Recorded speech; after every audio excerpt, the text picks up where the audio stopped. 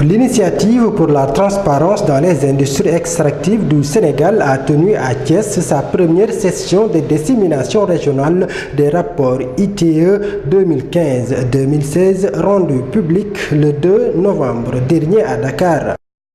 Nous avons voulu, après l'atelier national de Dakar, le 2 novembre dernier, sous la présidence du Premier ministre, aller dans les régions, vers les populations, pour expliciter, diffuser largement les rapports 2015-2016 et surtout mettre l'accent sur les recommandations.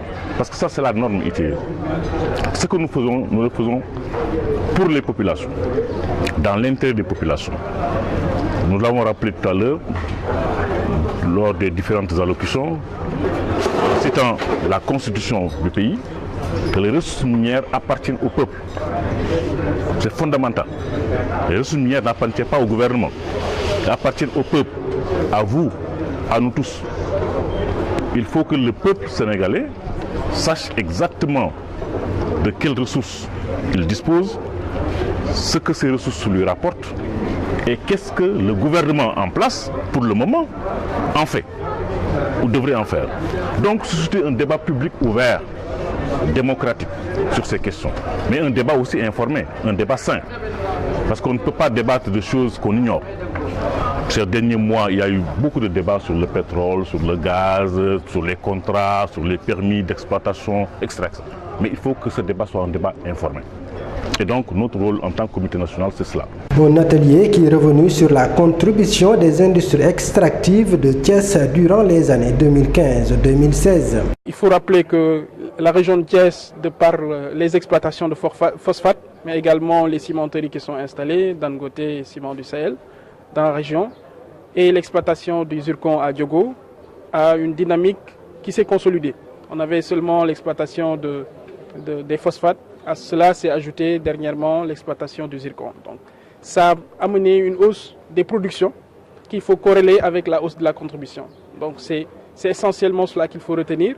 Et que 2015, on a eu 40 milliards des entreprises qui sont établies dans la région de Thiès, qui ont contribué à hauteur de 29 milliards aux recettes minières. Et on a 40 milliards en 2016 pour les recettes aux 116 milliards qui ont été collectés en 2016. Donc on a une tendance haussière de 29 milliards en 2015, on passe à 40 milliards en 2016. Et cela s'explique justement par l'intensification de la production, la relance des ICS au niveau de la filière phosphatière et également par les nouvelles exploitations comme le zircon à Diogo et l'île Ménite par GCO. Et également la montée en puissance des cimenteries, notamment Dangote et les ciments du Sahel.